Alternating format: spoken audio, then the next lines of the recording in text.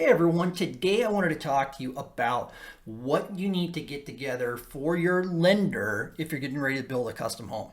So building a custom home and getting a loan for building a custom home is completely different than if you're getting a home to buy an existing resale home. Or on a resale home, you have to get your financials to the bank, they look at you, they do an appraisal on the property, everything looks good, they start the process of getting that loan going towards closing, and you'll eventually buy the property. But on a construction loan, there's a longer process on the front end. It's a little bit more involved. So first thing that you're going to have to do is the builder that you're working with has to get approved with the bank that you're going to work with. So check with the lender and see if your builder is approved with them. If they are, you may not have to do anything. But if they are not, you're going to want to request from your lender a building packet. And that building packet or builder's packet, it will get filled out by the builder, and then that will get submitted back to the lender. They'll check out the builder, make sure they're reputable, and then they will approve them to work with that particular bank. Once that's taken care of, that's one thing checked off the list. So make sure your builder that you're picking has enough history and they're able to get approved with that lender. All right, so the second thing they're going to need is they're going to need a building agreement. Okay, they're going to need to know what's the price, and I'll go into some more details on this in a second, but I want to hit the main points first. So building agreement, they're going to need a specifications book, or at least some forms, basically showing the specifications of the home, what are the finishes in the home.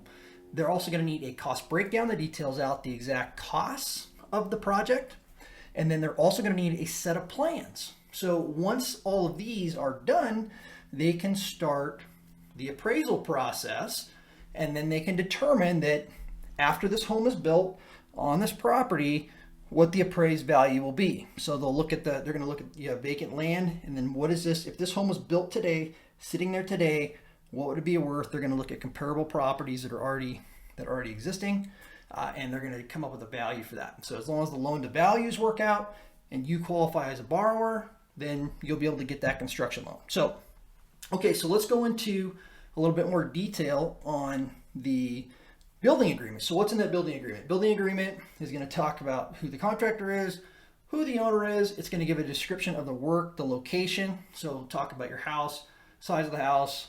It's also going to give a time frame on when that will be completed. And then it'll also have a section for change orders. You know, what happens if the change orders or occur, what's the rate of the markup or margin that is on the changes that happen, the process that occurs. It'll also talk about the draw schedule. So typically with a bank, it'll be on a percentage of completion basis, and it'll be done through a fund control that is handled by that bank a lot of times. So that's kind of the basic components within that building agreement.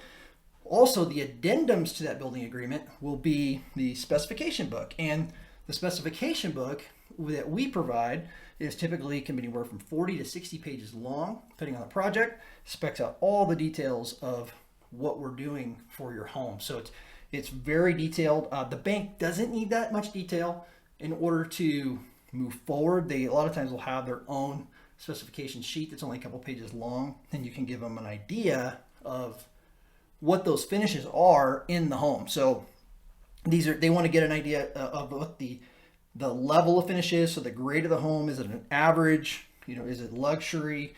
Or is it maybe a below average finishes? So they can determine what that appraiser is going to need to give as far as value on that when he does his appraisal. So that's important to have for them. So the other piece of it is the cost breakdown. So the cost breakdown is not typically part of the building agreement, but it is needed to be given to the bank so they can make sure that all of the costs are accounted for and that they are comfortable moving forward. So we're also going to look at a contingency that's on that cost breakdown. So at the bottom, if you put a 2% contingency or 5% contingency, they're going to make sure that there's something in there. A lot of banks will actually require maybe a 5% contingency.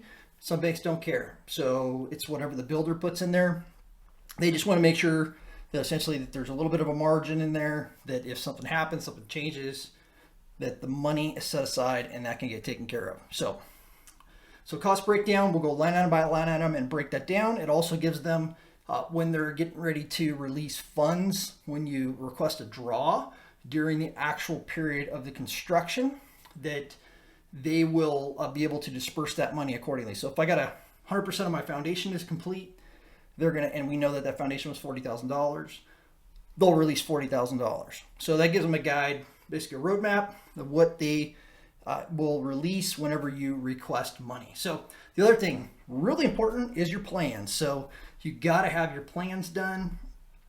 They don't have to have all the structurals done, all the engineering calcs, in order to order an appraisal. So if you had floor plans and elevations, along with these other items that we talked about, and you submitted that, that would be sufficient to get an appraisal started and get the process moving on the construction loan.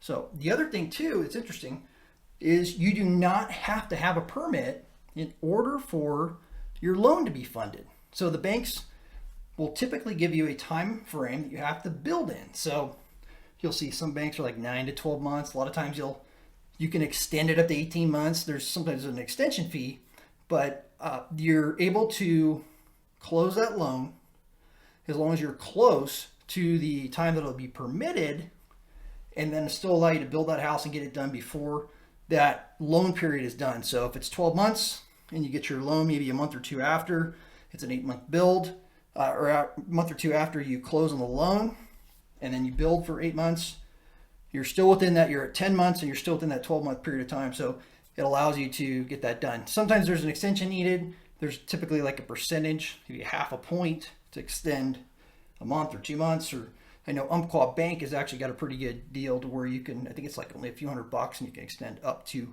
6 months. So each lender is a little bit different on that end of it, but those are the basics as far as getting what you got to get together for that lender package.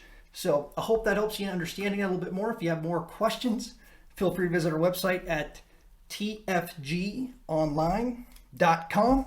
We got a ton of information, ton of resources. Look for our resources tab and you can get all that there. So thanks for your time today and have a great rest of your day.